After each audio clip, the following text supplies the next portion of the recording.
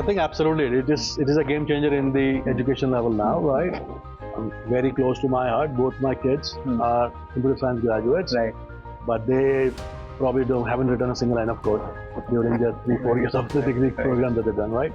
Yes, you have to learn the basic skills of writing Python, which is the most commonly used technology these days, but largely prompt engineering, right? You need to know how to communicate. That is a skill I think that will stay. And to your point of keeping closer to fundamentals, fundamentals of engineering, fundamentals of scalability, fundamentals of data, fundamentals of security, those things are not going to go away. Actually, if nothing else, the example in point is the OpenAI solution around Mythos. Right. By Mythos, we put in a sandbox, and the sandbox after 48 hours sends an email to the security engineer. I'm Mythos, you had put me in a sandbox. Guess what? I found vulnerabilities to send you an email. I am now connected to internet. Now that journey that used to take for anybody, hacker in this case or unethical, right, to come and really triage that vulnerability and attack you used to be months, maybe years earlier, down to months. Now it's down to hours, like 48 hours, right? So unless you have the right skills, when you are really conceptualizing the solution in the right way, you bake in the right best practices around security and scalability from day one and not an afterthought.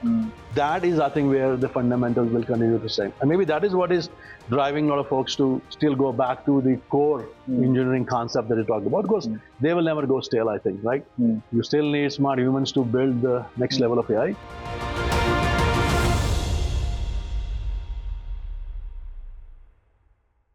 Hello and welcome to another episode of the Tech Titans by ETGCCWorld. Today we have with us Rajeev Mago, VP Technology and Head India GCCs at Western Union. Rajeev, thank you for doing this. Morning, Dave. Thank you for being here and inviting me to the session. Thank you. So we'll start off with something rather basic and then we'll get to maybe the tougher questions. You have spent years watching India's GCC ecosystem evolve. If you compare today, 2026 with 2016, what is the single biggest change that has surprised you, so to say? I think the evolution of the GCCs here in India, if I take back my journey to 2009, when I moved back here from spending many years in the US. At that time, I could see that India was quite famous for execution, for delivery, for scale. I used to hear words like client, requirement, right? But still a service mindset. If I wind up the clock to 2016, the last decade, as you said, I think there was still a good focus on delivery excellence. India was still leading the market around delivering large-scale engagements, technology changes. Service industry, right, had massive scale at that point as well. So offshore, onshore were the words that I was hearing. The operating model had evolved, but not to the degree that I see today. If I look at the last maybe few years, 5, maybe 10 years, that change from being a India delivery center to now what we call a global capability center, or in some cases even global innovation center. That transformation from just owning pieces, components, small deliveries, to a large-scale transformation that can also be owned and driven from here. The co-innovation that the technology teams, the product teams, and the supporting teams, which are now co-located here in India for a larger part of these organizations, and what they then deliver for the global businesses. I think that has massively transformed. Also, if I maybe look at how the talent has evolved with it, which is, I think, the key enabler in this space. The biggest shift that has happened with global roles coming to India, people here doing, like, I'm a good example of that, right?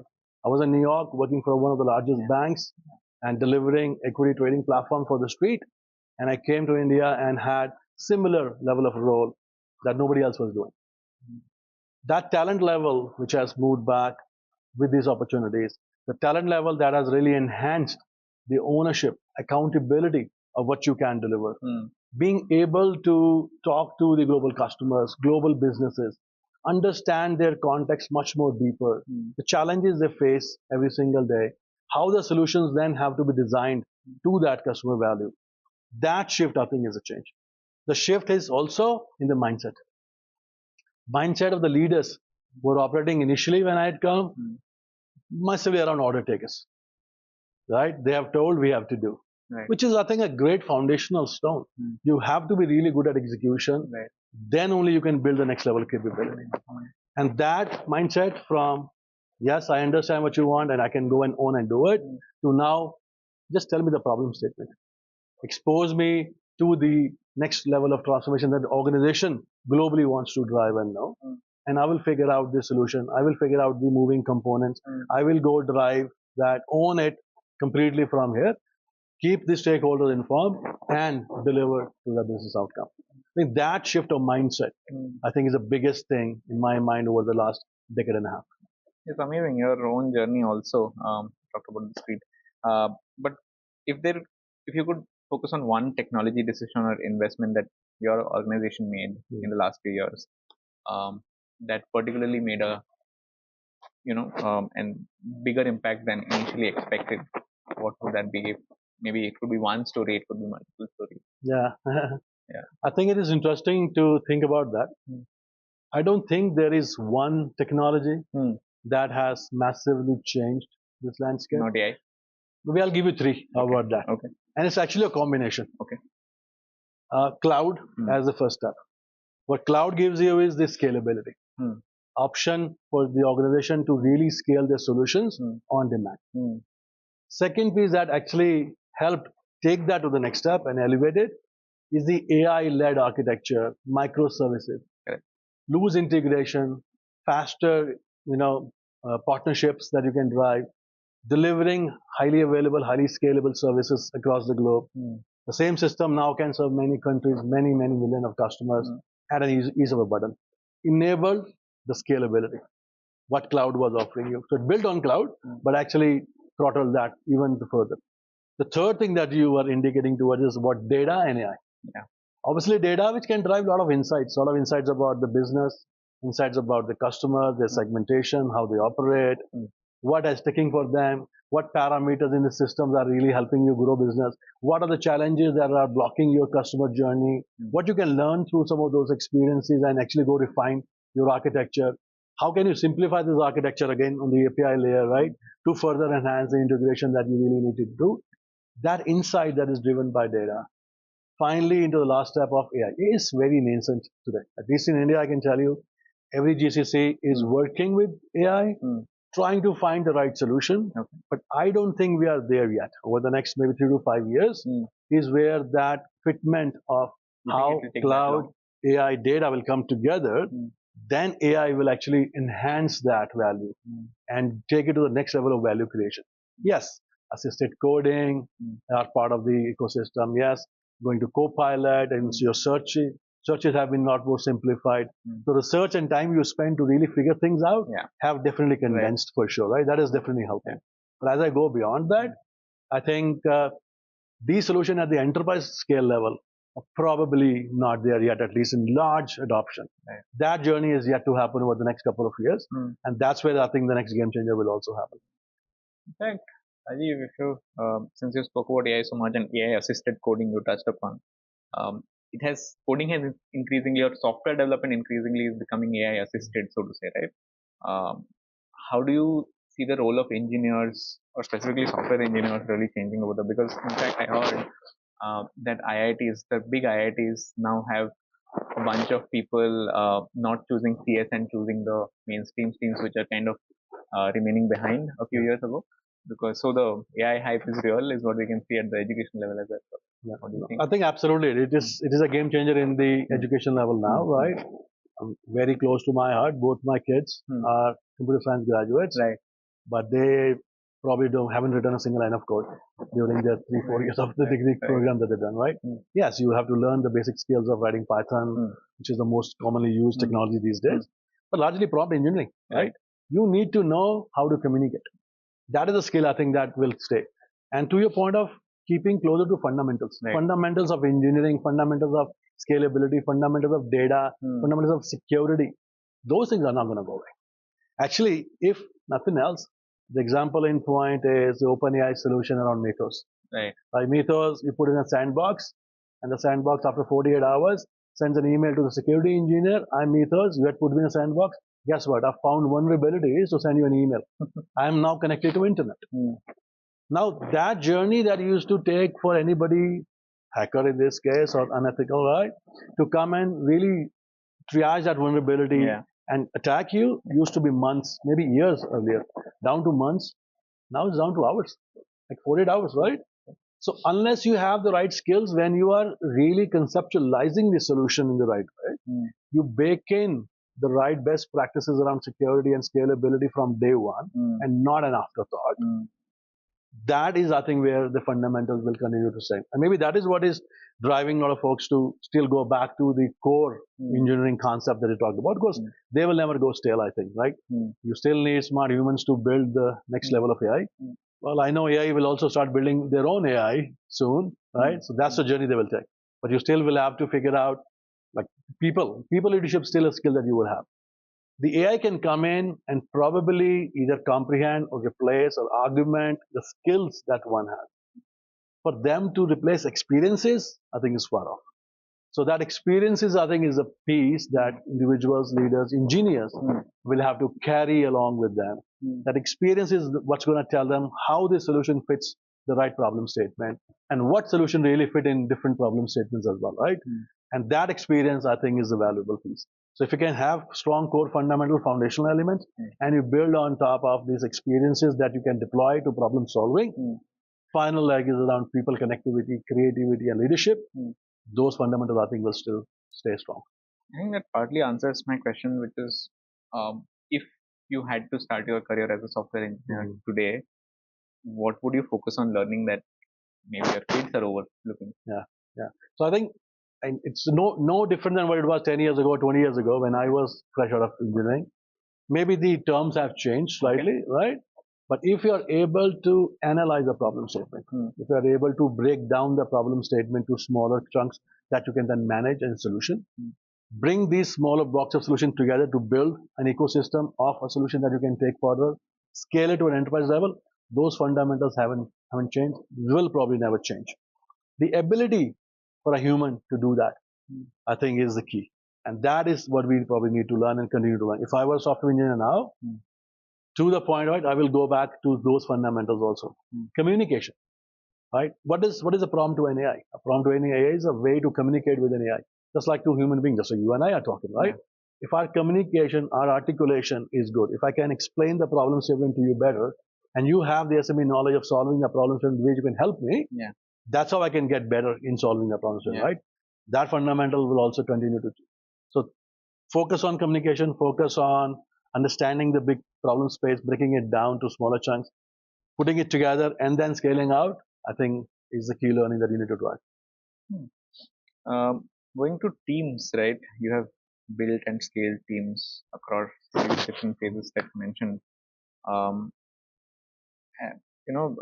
Many organizations have evolved to digital first platforms. What was, according to you, the most difficult technology transformation, or actually is it coming up now? Do you say that because AI maybe is this the most difficult transformation? Well, I think every age will have some challenges they have to overcome because that solution isn't available. Was cloud more difficult? Was cloud more difficult at that point? Obviously, yes. Now, no, right? Because now, see, when I was engineering and I came out of college and started coding, the scalability was limited to I have a server in data center that can support 100 users. Now, if my problem statement is to scale it to 1,000 users, the lead time it used to take me to get 10 servers in the data center to scale that out is months, right?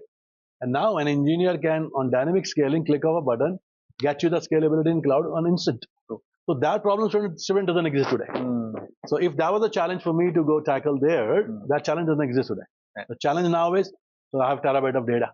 How do I make sense of it? The challenge is, if I've given the context to the AI, how do I stop it hallucination?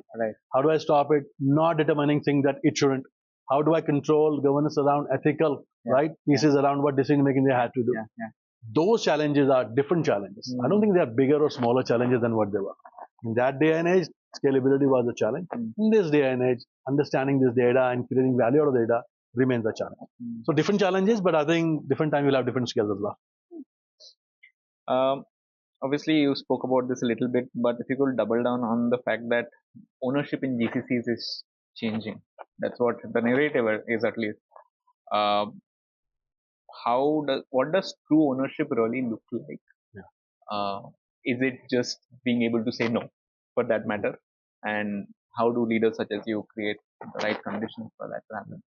And I think, and you picked the right point, right? Right. It probably starts from the ability of saying no. Okay. Not that you have to say no all the time, but you should have the ability, right? In your mind, looking at the data points that are in front of you to make the decision. And if you think that decision is not the right decision, do you have the leadership courage, I would say, right, to hold that? But you also need to back it up with data, with insights, right? Not just like wishful thinking. So that, I think, has changed. That is also feeding into what I start with accountability, then go to ownership. What is accountability? In the world, if there's somebody who owns a problem statement, who is that person? And if it is not you, then it's somebody else, right? And if it is you and you are solving your part of it, maybe you don't know the entire thing, but you own that problem because you are accountable for that problem during that time. Till you find the next person who is then gonna own it from on, you stay the accountable owner. That is where ownership comes in. So you're accountable for your piece, but you're owning a solution. That's important, right? And at times you and your team will actually own the entire front to back solution, which is excellent and ideal. But most likely it is not. Right. Because you will own segments of that, and then you will either work with a business sponsor or a stakeholder or maybe a customer representative or even the end customer at pieces, right? And then those inputs will also help you define what the next steps of the solution is going to be. But you can't just chug it off the wall to the other side and just pray for somebody to pick it up. You have to carry it till the solution really go happen. So that level of ownership, I think, has matured over the last decade or so within the GCC footprints. I see several leaders globally, right? And they have a day job in owning a particular function, like I do. I have a day job in owning a particular function here at Western Union as well. And in my previous careers as well, I've always owned a deep function globally that I deliver. But I also provide oversight to the larger footprint of the organization here in India. So these GCC roles are usually a dual phase roles, right? If you can go deep and own the function and be accountable for that outcome of businesses, customer experiences is what you need to drive. And then oversight around the wider to deliver and build the same leadership across the board. If you can create many of those replicas, that's how you really elevate the story of the GCC over a period of time. You spoke about leadership lessons that work now, right? And have worked. What probably doesn't work anymore that was maybe true 10 years ago, maybe 20 years ago in terms of leadership lessons, because things have changed. I think that's definitely evolved, massively evolved. That evolution is remarkable, right? Used to be command and control. Hierarchy driven. Decision is done at the top, cascaded down, and everybody follows. The challenges to decisions were very limited. They used to happen, but quite limited. That shift from there to now, in this day and age, let's say an organization which has footprint in 50, 60, 200 countries, a central command and control wouldn't scale. They will actually fail. They may or may not comprehend the challenges on the ground that the customer or the business are facing in a region or markets that the global HQ may or may not value as much, right? So the decision also have to now move towards where the problem do really exist, where we're trying to solve for that problem. And for that, a leader, a global leader, has to have the ability, has to have the talent and the ability available in that region who can comprehend the solution, has to have the trust on the leadership that they have built there to bring the solution to the table, and then constructively challenge the solution to make sure it is scalable. Because the same solution might also apply to other countries or the global footprint that you currently have, right? So that trust also have to be built. So from command and control centered hierarchy-driven decision, which was cascaded through layers, is now problem statement clarification, bringing challenges to light, seeking inputs from the leaders who are right in the front line to solve the problem statement, and then bringing that back and augmenting it with the global knowledge for them to empower and for them to execute those decisions in that time zone. That chain now is a two-way chain, right? So it's something have to come back and things have to go back. So for a leader to create an environment where this can thrive, I think is a responsibility now, right? Where people can constructively challenge each other, contribute by asking questions, and then own solution to those problems and go and execute, where then leaders empowers them to take the ownership. All right. Thank you, Rajiv. That is all the questions I had, and thank you for your time. Dev, thank you so very much. It's been great to be here, and I'm looking forward to the summit today evening. Awesome. Thank you, and stay tuned to ETGCC World for more such videos.